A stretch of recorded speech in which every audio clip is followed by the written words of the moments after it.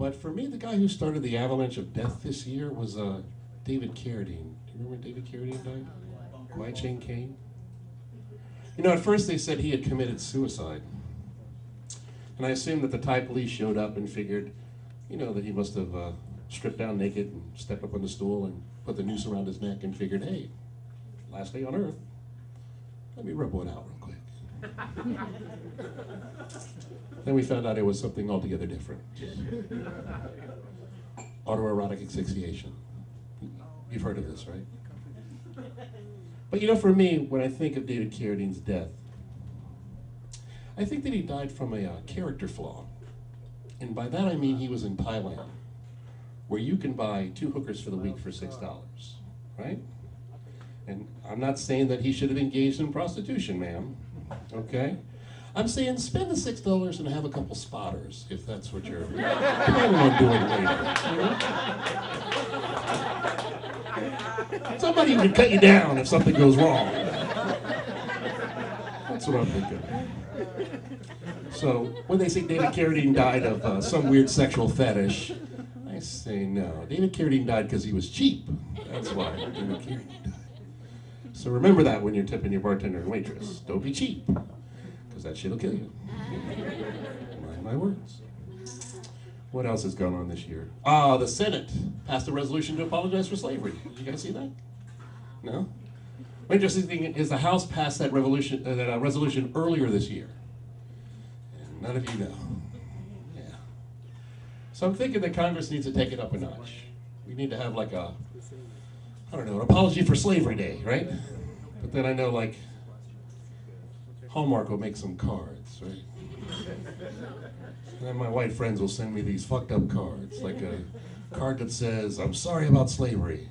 And I'll open it up and it'll say, it was a cotton-picking shame. From Dave and all the guys in accounting. I'm gonna kill all those.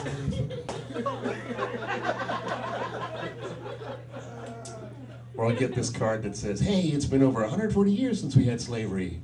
Open the card up, it'll say, isn't that all just watermelon under the bridge? From Judy and everyone in HR. I'm gonna kill everybody in this job. Or someone will send me a comical card that says, are you still mad about slavery? And I'll open it up, and it'll say, nigga, please.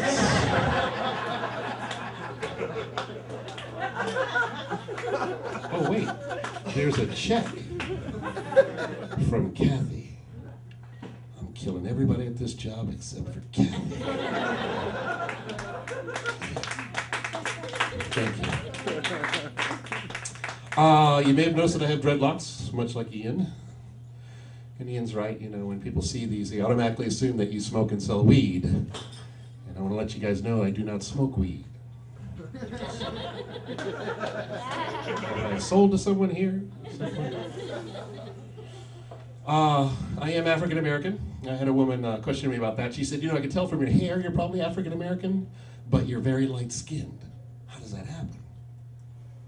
I said, slavery. Send me a card.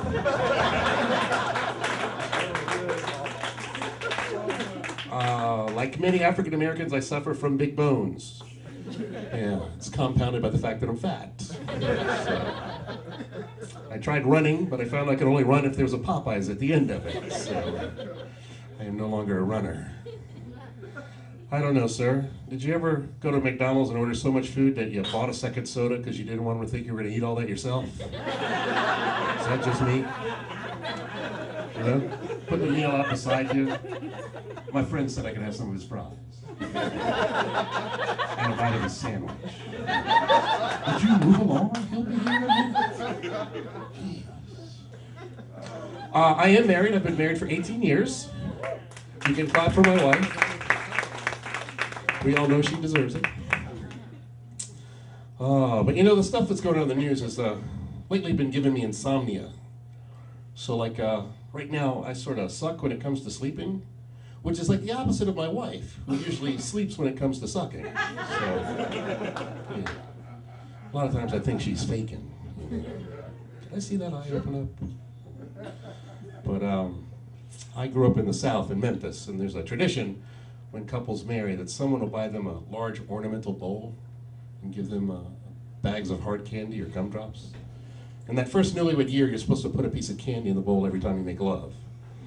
And then after the newlywed year, every time you make love, you're supposed to take a piece of candy out. And the way the story goes is that you will never empty the bowl. And it seemed true, because after 17 years of marriage, I was staring at this half-full bowl. So this year I started to take candy out every time I made love myself. Proud to report I not only emptied that bowl this year, I had to refill it twice. That's the way my life is going. I don't know. So I'm not having sex. Oh. Watching a lot of TV. You guys see the new game show on BET? BET's got a new game show called Pay It Off, where contestants vie to have one of their bills paid off. And I was thinking, wow, that's crazy. On white TV, they got Deal or No Deal, where you can win $1 million. On BET, we've got a game show where you can get your light bill paid off. Does that seem fair? No. I mean, Ian talks about, do you want to be a millionaire? I mean, what are they going to give us on BET? Who wants heat? Would you like to win basic cable? How about 2,500 extra anytime minutes?